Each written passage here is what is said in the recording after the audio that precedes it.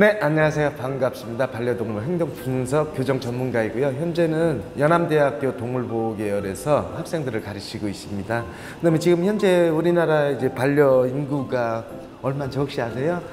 제가 알기로는 한 5천? 예, 현재 이제 1,800만 시대이거든요. 1,800만 시대에 입학해 있고, 그래서 이쪽 분야에 관심들 굉장히 많으시잖아요. 그래서 지금 전국에 반려동물 전문 직업인을 꿈꾸는 사람들이 굉장히 많습니다.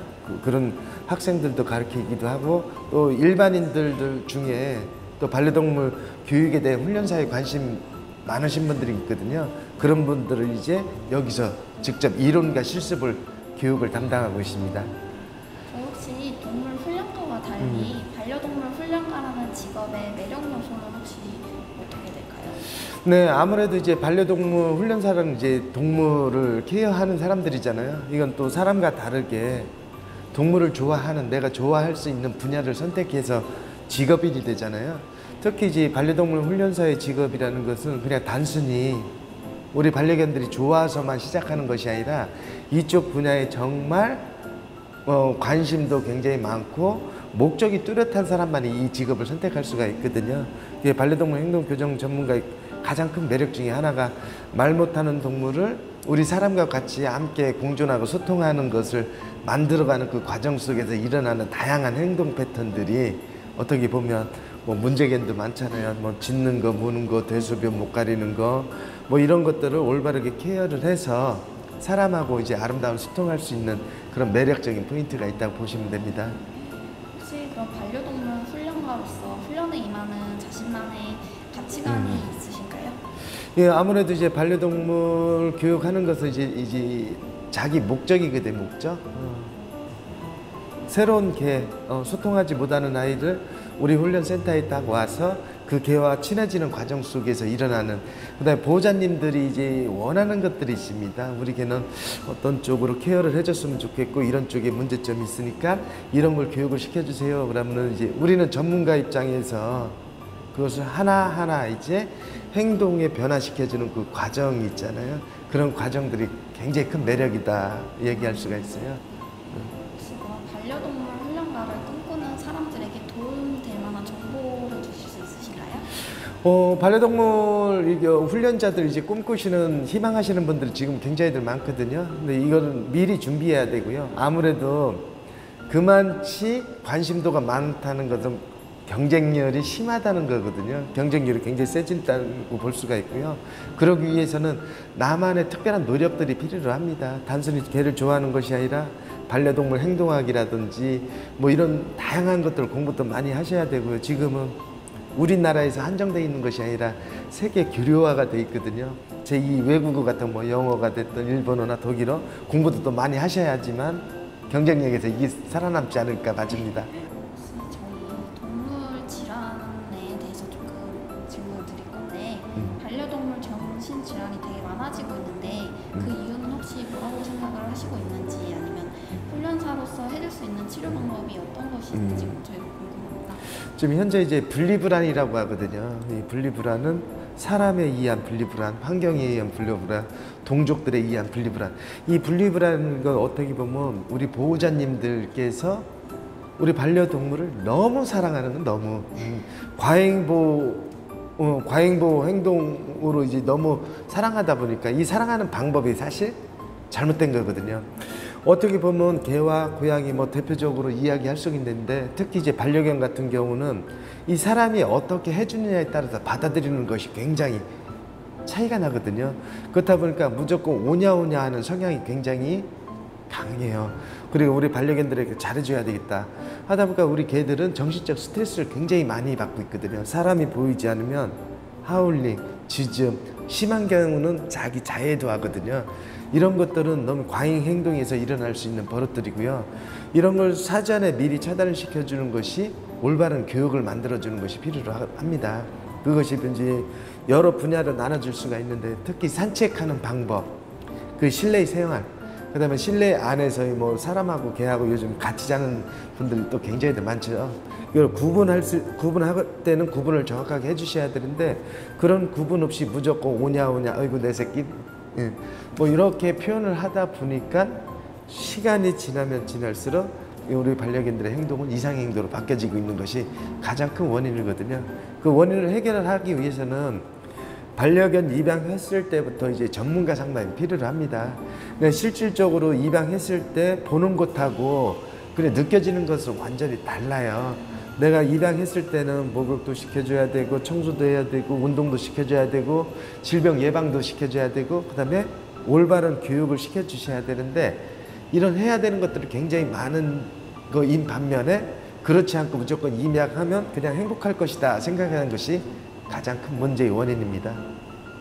네, 그러면 입양이랑 파양에 관해서 반려동물과 함께 생활해야 하는 데 있어서 좀 가장 주의해야 될 부분이 뭐라고 생각하시나요? 우리 반려견을 입양했을 때는 이제 책임의식이거든요. 그다음에 이제 가족 구성원이 형성이 돼 있으면 나만 좋아서 반려견을 입양하는 것이 아니라 우리 가족 모두가 허락하에 허락하에 입양을 했을 때 파양 확률은 굉장히 줄어들게 돼 있거든요. 아까도 처음 얘기했듯이 해줘야 될 것들이 굉장히 많습니다. 그래서 입양해서 데리고 와서 그냥 보고 즐기는 것이 아니라 끝까지 책임감을 가져야 된다는 책임의식도 반드시 가져야지만 입양하는 순간부터 앞으로 15에서 20년 같이 사는 동안에 문제가 되지 않고 서로도 스트레스 받지 않는 그런 삶을 유지시켜주는 것이 필요하죠. 동물 복지 문제에 관련해서 동물 훈련가로서 일하시는 동안 기억에 남는 일화가 있으실까요? 많죠. 이 동물 복지 처음에 우리는 애완견, 애완동물 이런 시대가 있었잖아요. 여기에서 이제 어떤 문화 수준을 올리기 위해서는 복지라는 단어를 또 써야 되고 또 문화라는 단어를 자꾸 집어내야 되잖아요. 초창기에 우리가 시작할 때 반려동물 문화축제라는 뭐 이런 단어를 쓰게 되면 무슨 개가 문화냐 이렇게 이제 저 공무원님들하고 이제 싸웠던 그런 경우도 굉장히 많거든요. 근데 시간이 지나면 문화로 가고 동물 복지라는 단어를 쓰게 되다 보니까 아무래도 이제 동물을 대하는 그 과정들이 또 굉장히 많은 변화를 가져오잖아요. 그다음에 또 우리나라가 이제 반려 문화 이게 급성장한 것이 얼마 되지 않았어요. 굉장히 우리나라는 빠르게 지금 발전하고 있고 굉장히 빠른 변화를 가지고 있거든요. 그러니까 준비 없이 복지라는 차원이 너무 올라가다 보니까 뒤따라 정책이나 이 모든 것들 따라붙지 못하는 그런 성향도 굉장히 많고 그다음에 또 반려동물을 기르시는 분들이 문화인식이 아직까지 굉장히 열악합니다. 그 나만의 덕이거든. 나만 잘 지키면 되지 왜 남을 배려를 해야 되나 이런 문화인식 수준이 굉장히 떨어져 있는 게 현실이거든요. 이런 것들 지금 막 이끌어내고 끌어올리기 위해서 많은 노력들을 하고 있고요. 그 다음에 이제 이런 이야기 할 때마다 막 웃는 사람, 핀잔 주는 사람도 많이 있거든요. 이것이 이제 조금 더 발전이 되면 모든 사람들이 함께 그 패티케 에티켓 지켜나가면서 이런 복지 문화로 접근했으면 좋겠습니다. 반려견 훈련을 시도하시면서 사회에 대한 심각한 문제나 필수적으로 개선했으면 하는 의견이 있으실 것 같은데 반려동물에 대한 법을 규정하실 수 있다면 어떤 법을 발의하고 싶으신가요? 네, 저희도 이제 반려동물에 관련된 이제 법규나 이런 것들이 이제 매년 뭐 정치, 국회의원 선거나 대통령 선거 때마다 이제 이런 이야기들이 굉장히 많이들 나오거든요. 이 아무래도 반려 인구가 우리나라에서도 지금 굉장히 많고 지금 800만 마리 가까이 되거든요. 그러면 이제 반려동물 복지에 대한 정책이 나왔으면 나오는 것으로 끝나는 경우가 사실 굉장히 많습니다. 아, 나 이거는 꼭 할 거야. 공약으로 내세워서 해야 되겠다라고 이야기는 하지만 실질적으로 당선이 되거나 뭐 하면 안 지키는 경우가 굉장히 많습니다. 앞으로 의원님도 꼭 지켜주시기 바라고요. 제가 제일 복지 쪽에 관심이 많는 것은 아무래도 이제 패티켓이나 에티켓에 관련돼 있는 것을 전국적으로 확산시키는 거거든요. 이것은 결국 교육을 통해서 만들어줘야 되는데 반려견을 키워도 어떻게 길러야지만 올바르게 키울 것인지 잘 모르잖아요. 그냥 데려오면 되죠. 그 다음에 방송 매체를 보고 그냥 따라하는 신용만 하는 그런 복지로 이루어졌는데 그렇게 해서는 안 되고요. 어떠한 제도적인 규정 같은 걸 만들어주는 것이 좋거든요. 이 동물복지가 형성이 되기 위해서는 가장 먼저 시급하게 돼야 될 것은 현재 우리나라에 이제 반려동물 숫자가 늘다 보니까 물림사고, 짖음, 분리불안 이런 개들 행동적인 것이 문제점들이 굉장히 많거든요.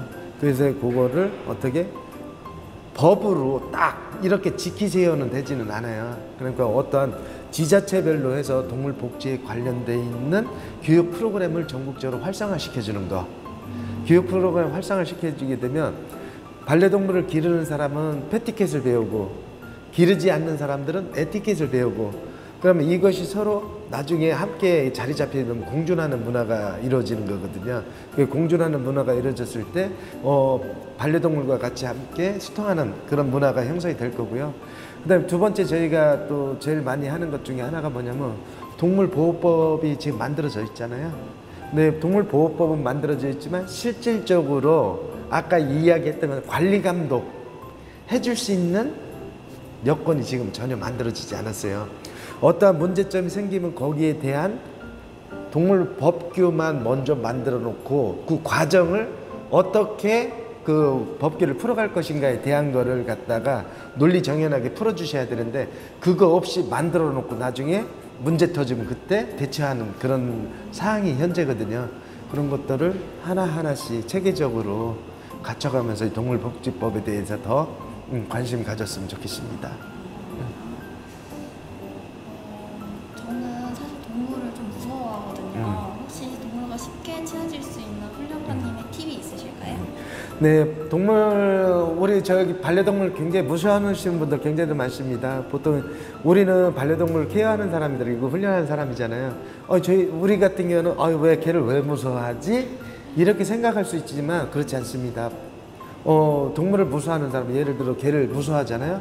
아무리 작고 사랑스럽고 귀여운 아이가 다가오면 나도 모르게 긴장이 되고 굉장히 두렵잖아요. 자, 이것을 가장 기본적으로 고쳐줄 수 있는 것은 심리적인 작용이 굉장히 커요. 만약에 무섭다 하시면 나는 괜찮아. 나는 접근하는 방법이거든요. 나는 괜찮아. 내가 무섭다는 표현하지 않으면 걔도 어떤 행동을 하지 않아요. 이게 첫 번째 팁이거든요. 그냥 없는 거야. 정말 두렵다 하면 없어. 그냥 편안하게 걸어가세요. 그 다음에 그것도 걸어가기도 어렵다. 그냥 딱 서서 딴 곳을, 먼 곳을 바라보세요. 아니면 조용히 생각을 하세요. 이게 가장 기본적인 팁이고요. 걔가 나를 물 것이라는 생각을 갖는 순간 긴장하고 두려워져요. 얼굴 표정이 바뀌면 걔는 벌써 알아요.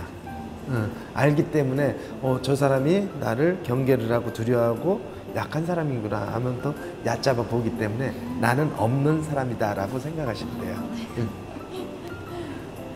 혹시 반려동물을 키우시고 계신가요? 네, 지금 저는 개와 고양이를 지금 기르고 있고요. 혹시 반려동물과 딱 한 번 대화를 할 수 있다면 어떤 이야기를 주고 나누고 싶으신가요? 저는 이렇게 우리 아이들에게 물어보고 싶어요. 너는 내 마음을 이해하느냐? 그렇게 얘기하고 싶고요. 그다음에 행동교정이나 그 강아지 교육시키러 갈 때 가서 그래요. 나 한 번만 봐줘. 나 좀 사정 좀 봐줘. 네가 나한테 물면 나 전문가라 창피하니까 이렇게 속으로 마음속으로 막 이야기를 해요. 그럼 걔들이 봐주더라고요. 다음은 혹시 이용종 소장님한테 나에겐 직업이란 어떻게 생각하시나요? 저에게 직업이란 뭐 늘 이야기를 하는데, 제가 이 반려동물 훈련사라는 직업을 선택하지 않았으면 어떻게 됐을까? 저는 인생이자 철학이라고 얘기를 하거든요. 저 이 직업을 선택을 해서 저는 사실 반려동물 훈련한 지가 지금 31년 차입니다. 31년 차이고요. 제가 이거 시작할 때만 하더라도 반려동물 훈련사라는 직업이 이렇게 활성화되어 있지 않았었던 시절이거든요. 근데 저는 이 직업을 그 당시 시작을 하면서 지금까지 오면서 저에게 굉장히 많은 변화를 가져다 준 것이 이 직업에서 느낄 수가 있는 거거든요. 어떻게 보면 반려동물 직업은 제 인생 그 자체라고 이야기할 수 있을 정도로 만족감을 갖고 있습니다. 마지막으로 반려동물을 키우는 사람들에게 하고 싶은 말이 있다면 한 말씀 해주시겠어요? 네, 지금 반려동물을 사랑하고 관심 가져주시고 앞으로 예비 반려인 분들도 굉장히 많거든요. 반려동물을 입양을 하고 가족으로 맞아들인다는 것은 새로운 책임이거든요. 책임이라는 것은 나 하나는 괜찮아가 아니라 나 때문에 다른 사람까지 욕을 얻어먹는 경우도 굉장히 많습니다. 그래서 항상 나보다도 우리 자신보다도 남을 배려하고 다른 사람을 배려하는 생각을 가지고 반려동물과 함께 소통하고 공존하고 교감하고 교육하신다면 정말 우리 사회적으로 아름다운 문화가 되지 않을까 생각이 됩니다. 그리고 패티켓, 에티켓 꼭 지키시기 바랍니다.